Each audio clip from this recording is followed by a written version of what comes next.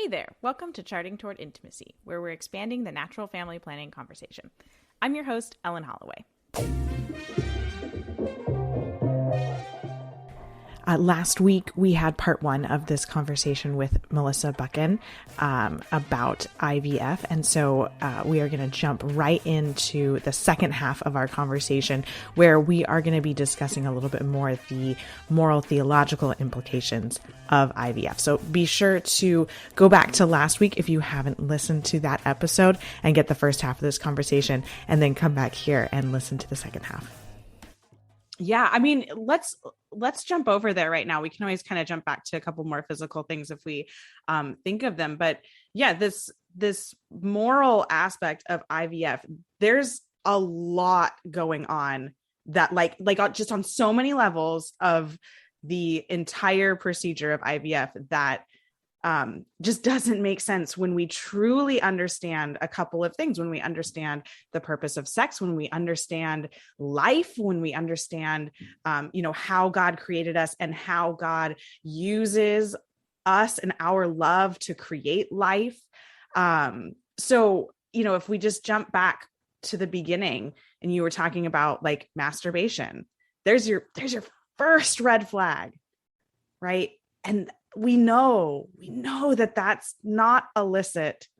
Oh gosh, it's so hard to say that. Not a licit activity. For a lot of reasons, but the first being that the act of, goodness gracious, I'm just going to go there. The act of ejaculation should happen in a sexual act. And like that's in the Bible in like a lot of different spots. And so when we try to do that outside of intercourse, we have a serious problem because and we have a serious problem, not just in IVF, but look at where our world is in the area of human sexuality. I always say, the devil takes what is good and beautiful and true and twists it into a whole variety of lies. And so we could probably just reach into a hat and whether, I'm not going to list them all, but there are so many. And so if we can't get this right, I feel like there's just so much hypocrisy in talking or placing judgment of people who may not understand. For example, people who maybe are struggle with same-sex attraction. Like, who are we to judge them if we can't get this right? Because it's all the same underlying principles. Right. Like, and these underlying principles are that we are created male and female. God created us for a community. God created us for that unity.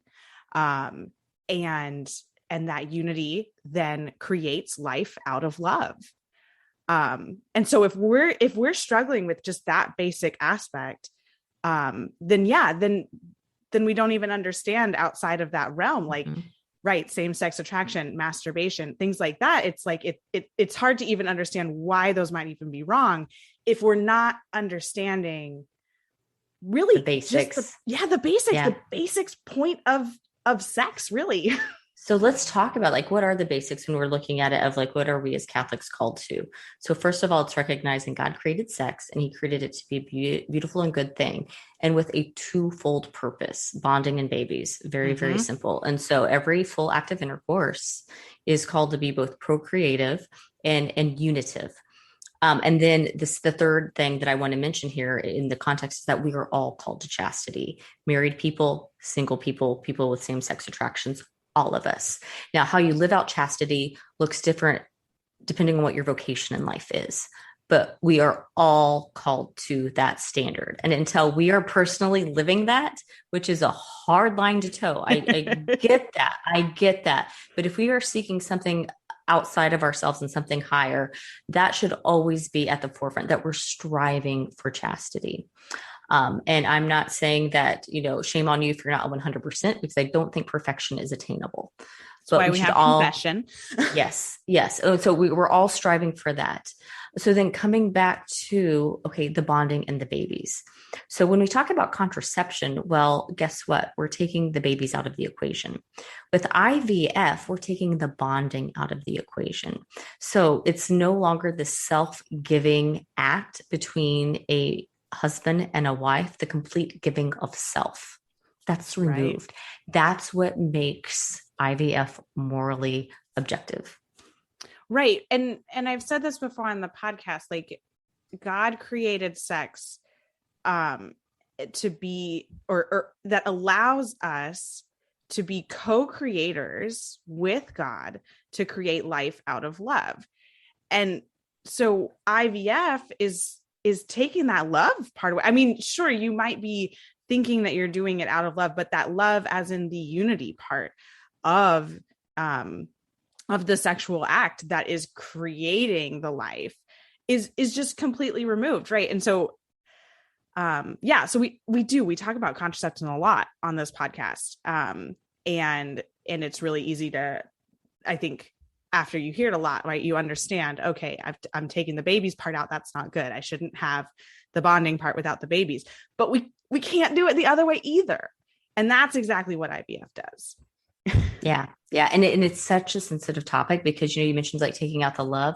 I really think that couples who are going through the IVF process, that's not their intention. And so this is like a typical, like they're not intending, and they're actually doing something out of love that's very difficult, very painful, very expensive because of that really deep and beautiful desire to have a child.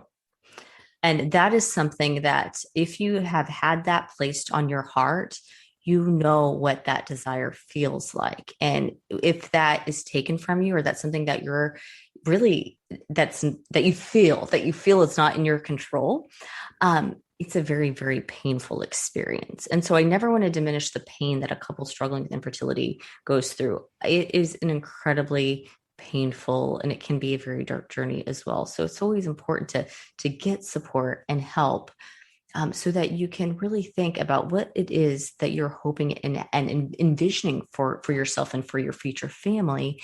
And then with a well-formed conscience, how can you travel that often undesirable path? Right. That is such a good point. I'm really glad that you brought that up because, this is something I personally have never struggled with. And so I think it's really easy to speak in a certain way without taking things into consideration. And yes, what I meant saying, taking the love part out is the unity of the sexual act. Absolutely. No, not that love is not a part of any of these decisions. Absolutely. Yes. Well, and that's the beautiful part about our faith of like God becoming incarnate, is that there are some very, like in the sacraments, right? In the Eucharist, like there are physical signs of invisible realities. And that's why a marriage is a sacrament. And that anytime a man and a woman, a husband and wife, come together in marital intercourse, there's sacramental grace there. I mean, it's conferring the sacrament. It's an invisible sign of a visible sign of an invisible reality. So I don't think you misspoke at all.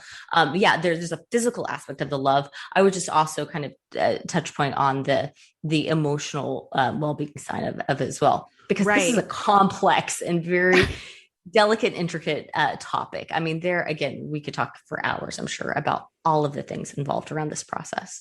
Right. Well, and what you mentioned, I think, again, we can't say this enough. Like, if this is something that you are struggling with, or if this is something that a doctor has suggested to you, it is really important to find support.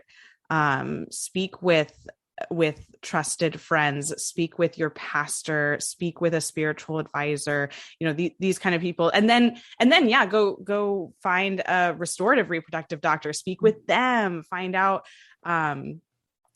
what other options there are available. And I want to interject here real quick, just before we get off topic, is that, if you have a child who was conceived through IVF, or you are a child that was conceived through IVF, that doesn't mean that you're no less of a dignified human than any other person. Like, your dignity is still there 100%. You were created in the image and likeness of God.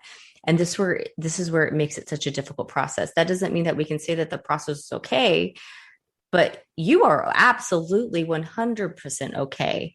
And so there is absolutely no guilt associated with how, that was out of your control. And if it's a process that you went through because you weren't well informed, well, that's okay too, because you didn't know what you didn't know. Right. Right. And that's an opportunity to go and bring that to confession now that you know, and move forward and then help us spread the word. Mm-hmm. Right. I mean, yeah, absolutely. That's, those are the beautiful stories that really, um, are the change making stories in today's world. Yes. So I think something I want to touch on next is the idea of control, because I think that's kind of where IVF fits into this. It's like, okay, my husband and I aren't getting pregnant. I deserve this. I can control this. I want, I want to get pregnant. And we as Catholics, we know we're not, we don't deserve anything. Like, we're not guaranteed anything in our lives. And so when we try to step in, especially in something as important as the sexual act and the creation of life, when we try to step in and control that process, either if we're on the side of not having a baby, if we're trying to control it with birth control, or if we're on this side of really trying to have a baby and we're trying to like control it outside of its natural process, then we run again into some moral implications. Yeah, we absolutely do. And this is where, the work I do with clients, I do integrated health coaching, health and wellness coaching. Integrated meaning we talk about the integrated self, and spirituality is one component of that. And so if it really comes back to where you are in your spiritual journey, in your relationship with God, in your awareness of who you are as a child of God. And until you can really, come to understanding of that, or be willing to deepen that aspect of your integrated self, it makes the other conversations very difficult, around control. There's nothing wrong with wanting to be in control of life, of setting goals, setting vision boards, nothing wrong with that. Right. Absolutely. But it has to be within proper context of who we are and don't have control of. I think sometimes we can play mind games with ourselves on what it ultimately is that we have, control of, with charting your cycle, using a natural family planning to either avoid or achieve a pregnancy. That does put women and couples in control of making informed decisions about their reproductive goals, to kind of just, that's right. Kind of a very pragmatic way to put it. But that's really what we're looking at. But at the same time, there's variability there, and there's always an openness. And this kind of goes down to, we're talking, first we'll talk about like that whole control area in the area of NFP, and what, we often hear of as a contraceptive mentality. Mm-hmm. And, there will be critics out there who will say, well, you're contracepting just by your mentality. Well, actually, no, you're not contracepting, because contracepting is to put a barrier against life. Right. And so it's right. It's not possible to contracept if you're just not doing anything. Yeah, exactly. You're not so precipitating. And I had a priest explain this to me once, that really when I was struggling with this concept and how to work through it for myself and for the couples I was working with, it's to abstain during a fertile time is not contracepting, but at best it's being selfish, right? You could be very selfish. Yeah, you can be selfish in practicing NFP, but not contracepting. Yeah, it's not possible to contracept. Yeah. And so there's the whole, so that I would say would be a lot of what maybe the struggle is with couples who are working to practice NFP, is this idea of selfishness and just constantly discerning what's the best for you and your family. And that really is a conversation between you, your spouse, and God. And that's it. Just constantly working at that well-formed conscience. But so then we go to the flip side with IVF, and it's very difficult, because you've got this desire for a family. You feel out of control. And especially if you've been somebody who has been charting and maybe things look kind of normal, or you thought you were in control all of this time, and really it's not going the way that you thought it was. And then again, when we look at this, I just think naturally there comes the kind of visceral response to not being in control of fertility is panic and desperation. Mm-hmm. We feel like we're ticking clock, like our biological clock is ticking and that we're running out of time, whether that be first time pregnancy or the spacing of children with secondary infertility. And so really, again, I'm just coming back to like that integrated self of focusing on spirituality and being able to let go of things when they're not necessarily going your way, but always coming back to that vision of who you are, what you desire for yourself and your family, and what you can do that's within your power to get there, and what things you have to surrender. Right. And kind of understanding the difference between working within the bounds that God has given us and working outside of the bounds that God has given us, right? And so if we go back to like the element of control with NFP, we are in that case, if we're trying to avoid a pregnancy, we are working right within the bounds that God has naturally given us. He's naturally given us all of these signs of fertility that we can relatively easily chart and interpret. Sometimes it's a little harder than others. And,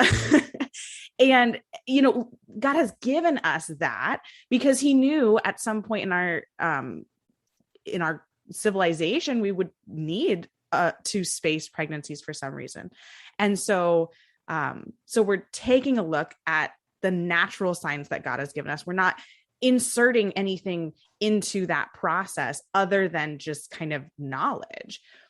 Whereas if you then go look at IVF, you can see the many different spots where you're really just like taking control and taking it out of the context that God has designed for us, right? So we have the masturbation aspect that's taking something that's very important to intercourse. You're taking it outside of intercourse. Then you have the aspect of taking the eggs out of the body, which they're not really supposed to come out of the body until birth, and they're not an egg anymore. You're taking them outside of the body, and then you're like putting them back in. And so you can really just physically see how we're really removing these aspects from this natural design that the Lord has given us. Whereas with other methods of restoring fertility, they're not, we're not taking eggs out to then manipulate them. We are taking a look at the body and going inside and saying, okay, what can we fix inside? Maybe that's lifestyle changes. Maybe it does require a surgery. But again, we're not like removing the actual creation of life process from inside of the body, which I think is one of the most important spots.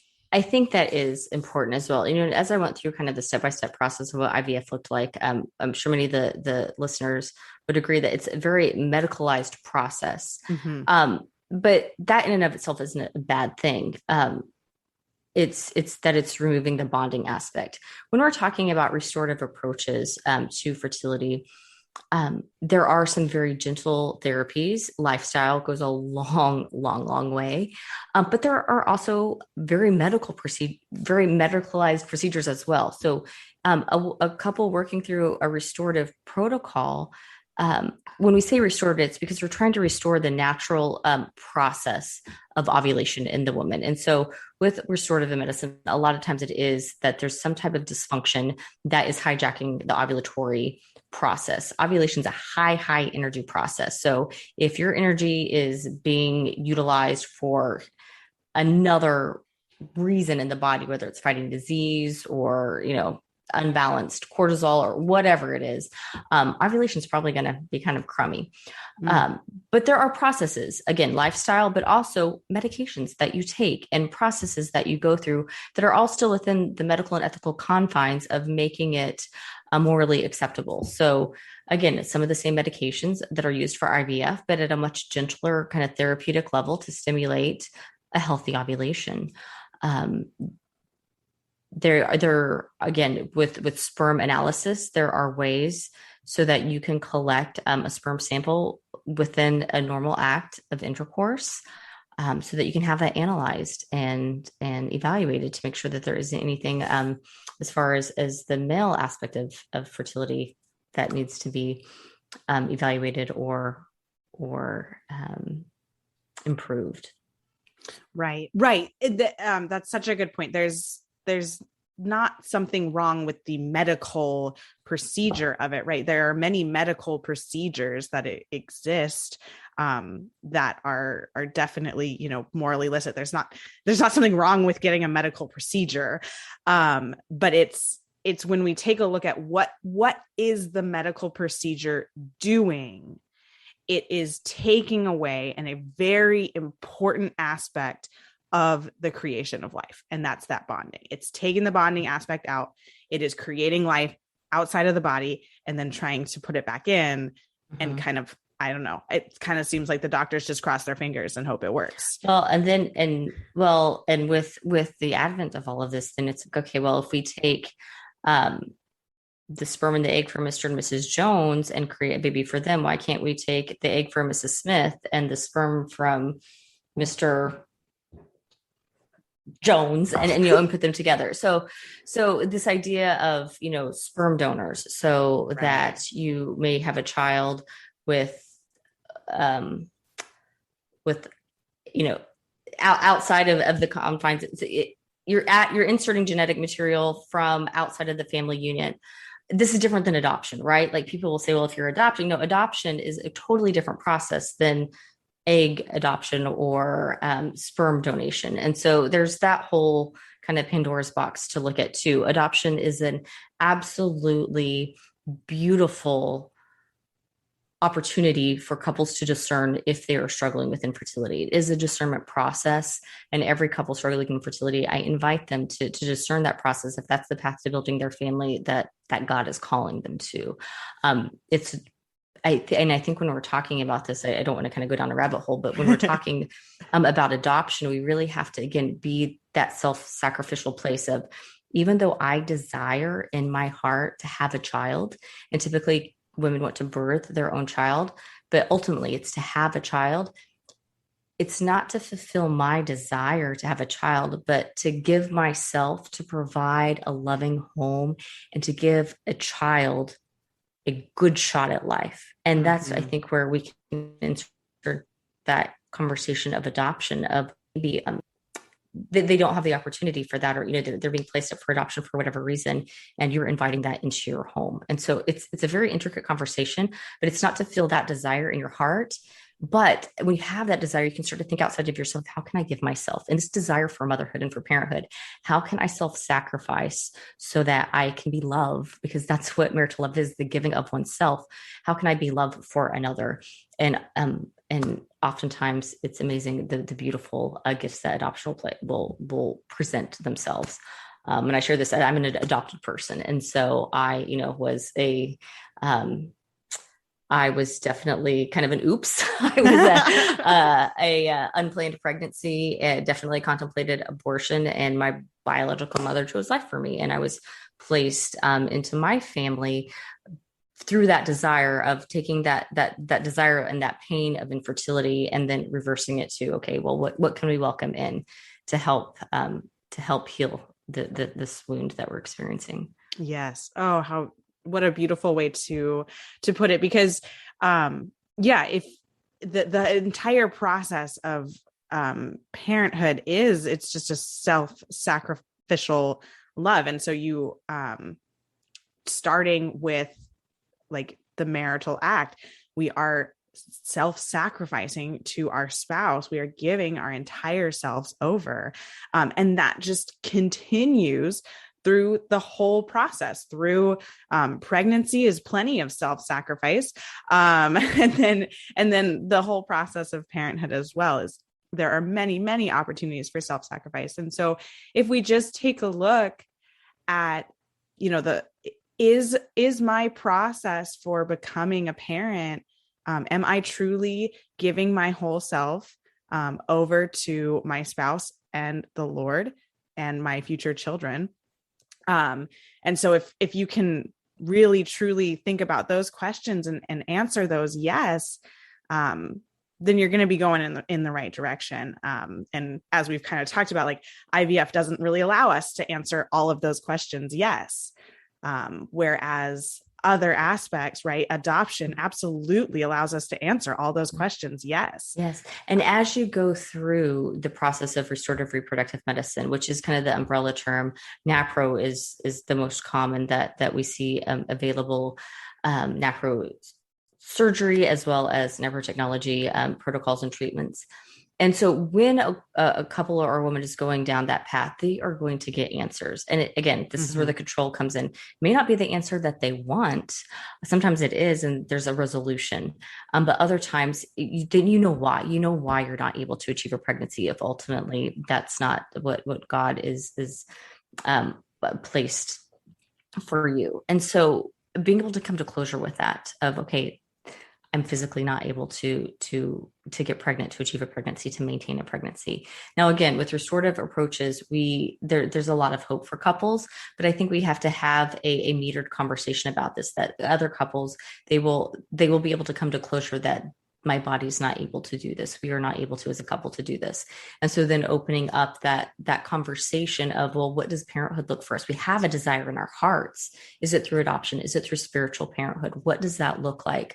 Whereas, so I work with a lot of couples, Ellen, who, and a lot of women who they come to me after repeated failed IVFs and IUIs, and it's heartbreaking. And it becomes such a part of who they are that they almost, it's hard to open that door to have these other conversations of, well, can we explore your desire for parenthood outside of this process? Like, ultimately, what is your desire? What is your goal for that desire? And so coming at it more holistically and being able to have those difficult but important conversations of, well, what if this doesn't work? And how can we work through this process and come to closure with it so that you can heal those wounds? Because again, it is difficult. It's difficult when your body's not doing what you want it to do, right? Especially if those around you, it seems to be working no problem. And so my heart goes out to anybody struggling with any type of reproductive issue, and really any issue around human sexuality. It's, again, such a complex, such a beautiful and deep topic. And we could talk about how they are impacted by their own human sexuality, the joys and the struggles that it brings to the table for them. I'm sure you talk a lot about this with just the struggles of NFP. Right. Today we're talking about the struggles of IVF. So I think it's just one of those natural truths that God has ingrained in us. And because of who we are as fallen creatures, it can strike a chord, and it can be a place of pain for some. Right. Well, and I think it's also just important to make the note that, like, it's okay to struggle with these things. It's okay to question these things. Absolutely. And that's when you need to turn to prayer and spiritual directors and maybe your pastor, just trusted spiritual advisors, in these kind of situations. But it is okay to question these things. Why is this? Why is this not working? Why isn't this okay? Why can't I just do it this way? It's okay to ask those questions. But seek answers for them. Don't just ask those questions and then call it a day. And that's so important. Ask questions and seek answers. And that's what I would encourage anybody who's struggling in these areas, is to ask questions and to seek answers. Because if we shove it under the rug, ultimately that's just going to cause a lot of pain. It's kind of like, if you ever have like a muscle that's tense that just keeps building up and, causing headaches or whatever in your body, you have to really get in and kind of massage it and work through it. Like, massage those questions, work through them, look for those healing answers. And there are answers, and there are there are some great books and different, papal writings and all sorts of things that have those kind of answers. And, I think in a lot of cases, if you find the right spiritual advisor, they can help direct you towards a good book to read to answer those questions, or a good, encyclical to read, and things like that. But yeah, seek those answers. Don't just let that muscle get tighter and tighter and tighter. Exactly. Yes. Well, Melissa, I think that this is really a great place for us to wrap up. Was there anything else that you wanted to kind of mention or talk about before we close out?